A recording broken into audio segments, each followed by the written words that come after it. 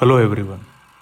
In this video, I'll be talking about the movies and the shows that I have watched in November 2023.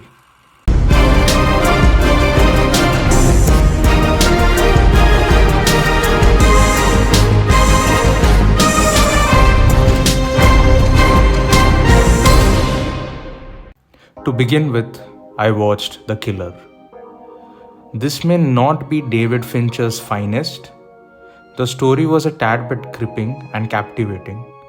Michael Fassbender did a great job as a hitman. But like I said, it's not something that I will rewatch or cherish again, unlike David Fincher's previous flicks, like Fight Club, Gone Girl, Seven.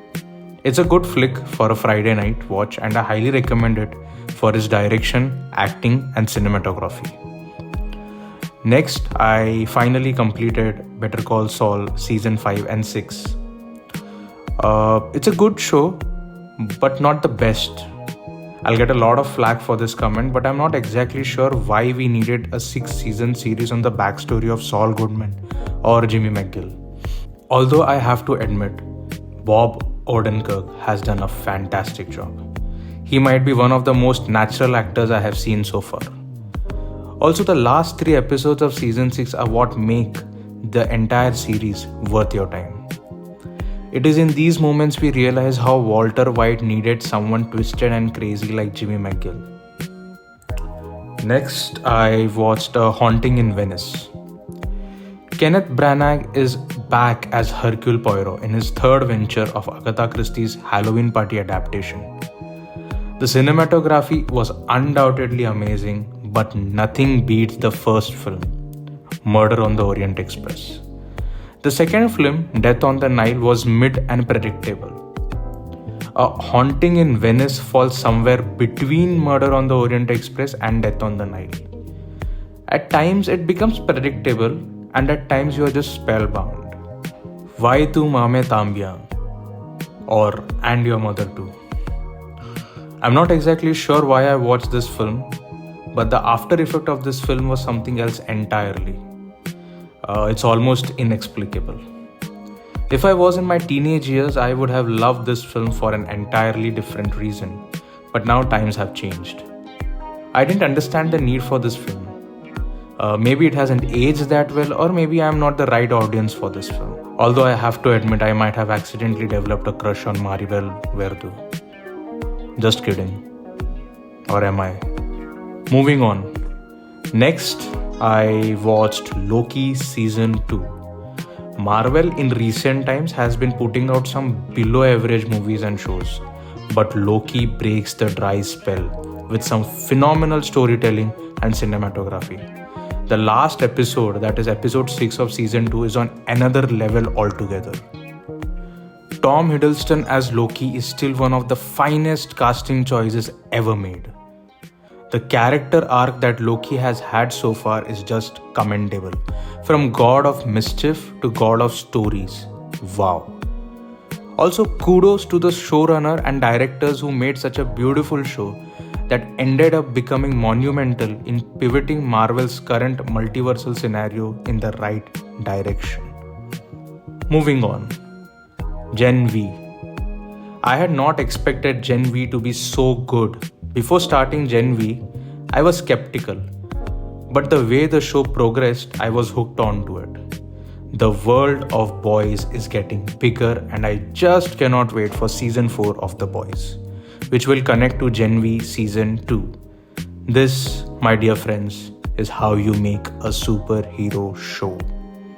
Next, I watched Aspirants Season 2. I will say it once.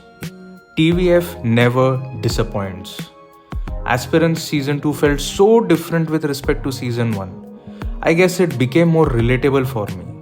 This is my opinion, but I think Season 2 was better than Season 1 in some aspects.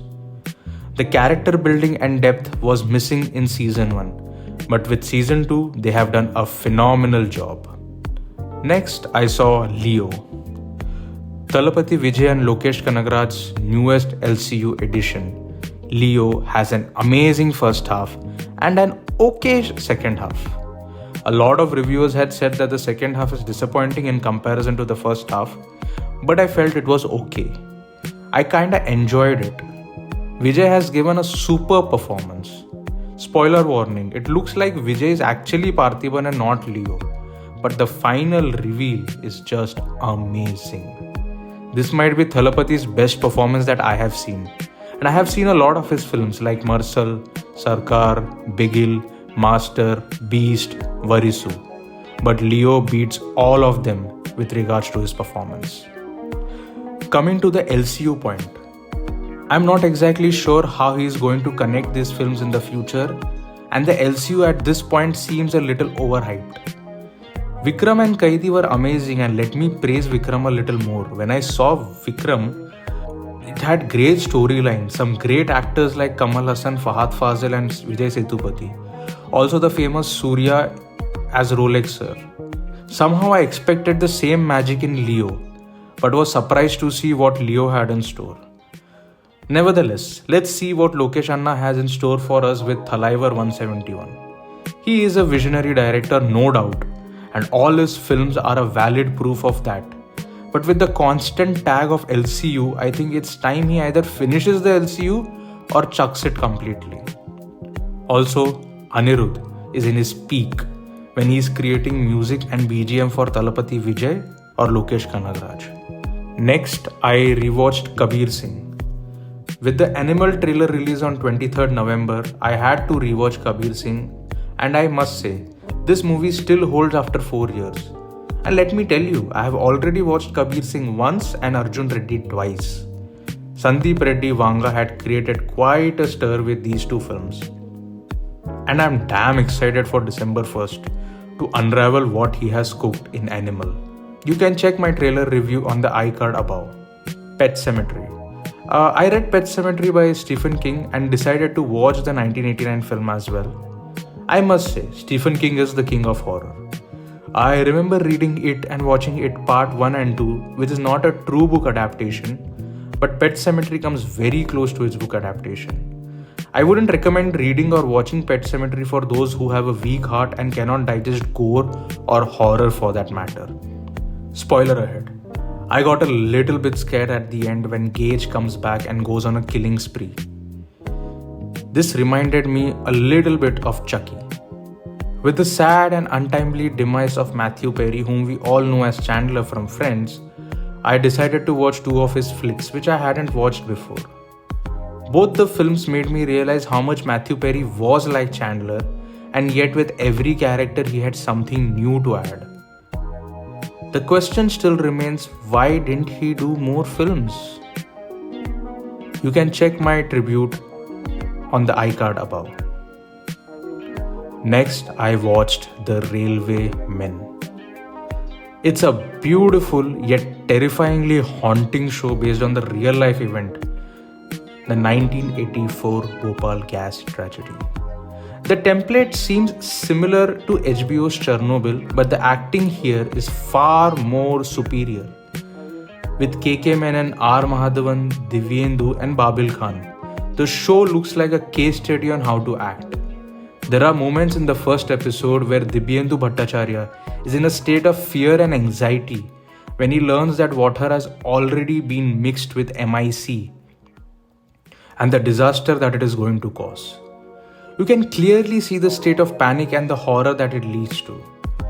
YRF has truly created a mini-series with Netflix worth your time. Also, keeping in mind that it is based on a real life event. Once again, I would like to highlight that this show has some of the finest acting I have seen in a long time. Shout out to Babil Khan. He is a natural star, just like his father. Anyways, that's it for this video guys. We'll meet you in the next one. Till then, bye.